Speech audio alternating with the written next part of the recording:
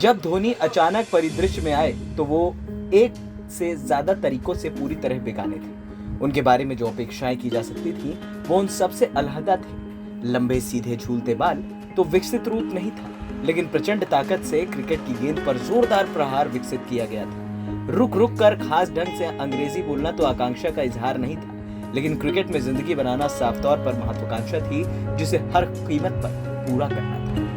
2004 के अनजान शख्स से 2020 की शख्सियत तक जिसे माना नहीं जा सकता, धोनी का अंतर्राष्ट्रीय करियर 1.5 से ज्यादा दशकों के दौरान गहरी नुक्ताचीनी के तले परवान चढ़ा। और जब से वो रुखसत हुए, वो अपने लिए एक धुन बजाते हुए तो उनकी खिचड़ी दाढ़ी ने हर एक को अपना सिर खुजलाते हुए ये समझने की कोशिश करने के लिए छोड़ दिया था कि आखिर ये क्या था जो उनकी नजरों के सामने से गुजरा। लौटकर 2006 में चलते हैं। दरअसल अंतर्राष्ट्रीय क्रिकेटर के तौर पर अपने पहले पूरे सत्र के बाद धोनी एक इंटरव्यू के लिए बैठे। ज्यादा सटीक ये कहना होगा कि धोनी ने इंटरव्यू के लिए लोगों को बैठा। ये वो दिन थे जब धोनी इंटरव्यू देने में यकीन करते थे। क्रिकेट के एकांतवासी के तौर पर उन्होंने नाम कमाना शुरू कर दिया था।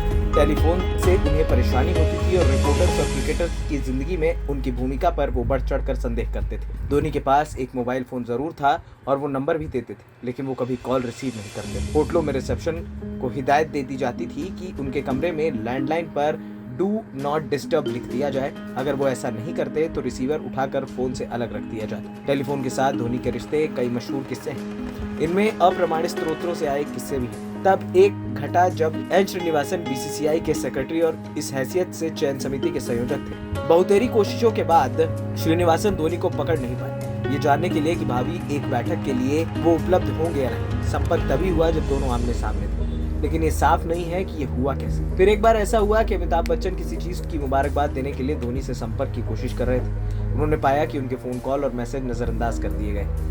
जिस अदाकार की तरफ हर कोई खींचा चला जाता था, उसने फिर अपनी शुभकामनाएं पहुंचाने के लिए ट्विटर का सहारा लिया और उसका भी कोई जवाब नहीं आया। एक वक्त कहा जाता था कि धोनी के पास दुनिया का सबसे महंगा पेजर है। आखिर क्यों नहीं? वो अपने मोबाइल फोन का इसी तरह इस्तेमाल क्यों करते? आप धोनी को कॉल नहीं करते, धोनी आपको कॉल करते, लेकिन ये आपके प्रति बेअदबी की वजह से नहीं थी, बल्कि अपने को और समय बचाने की बुनियादी सूझबूझ थी। उस शुरुआती इंटरव्यू में साफ हो गया था कि धोनी अपने विचारों के पक्के थे। जब परिपक्वता की देहरी पर खड़े इस नौजवान से पूछा गया कि क्या उन्होंने अपनी नई हासिल शोहरत से निपटने के बारे में सचिन, गांगुली और द्रविड़ सरीखों से बात की है, तो उन्होंने कहा कि मैंने खास तौर पर इसके बारे में उनसे बातचीत नहीं की, लेकिन उनसे सीखा है और उन्हें देखकर सीखा है। वे आपस में कैसे बात करते हैं, मीडिया के साथ वो कैसे बात करते हैं। एक बात मैंने अपने दिमाग में साफ कर ली है, मैं विवादों में पड़ना नहीं चाहता।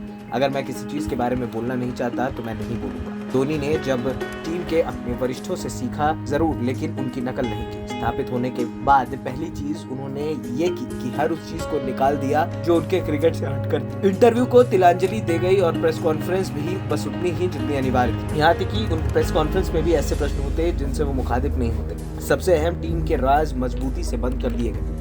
एक दूसरे के बारे में कहानियों का रिस्क कर बाहर आना रुक गया और चयन के बारे में चर्चाएं गोपनीय रहने लगी। धोनी के लड़कों को सीधा साधा संदेश दे दिया गया था, क्रिकेट खेलो, टीम के प्रति सच्चे रहो और बाकी चीजें भाड़ में। कहने का मतलब ये नहीं कि धोनी रूखे और अशालीन, वो तो इससे बहुत अलग। क्रिकेट के मैदान में, किसी आयोजन में या हवाई अड्डे की लाउंज में जब से वो आपस में मिलते तो लतीफे के साथ आपको निहत्था कर देने वाले पहले ही वो होते। यही वजह है कि हर एक के पास धोनी की एक कहानी है, फिर भले ही धोनी की उस कहानी का हिस्सा होने का दावा न कर सकते। हमारी बनिस्बतन लंबी बातचीत में एक देरी से उड़ रही उड़ान का इंतजार करते हुए ही हुई। एएनपी न्यूज़ रूम की रिपोर्ट।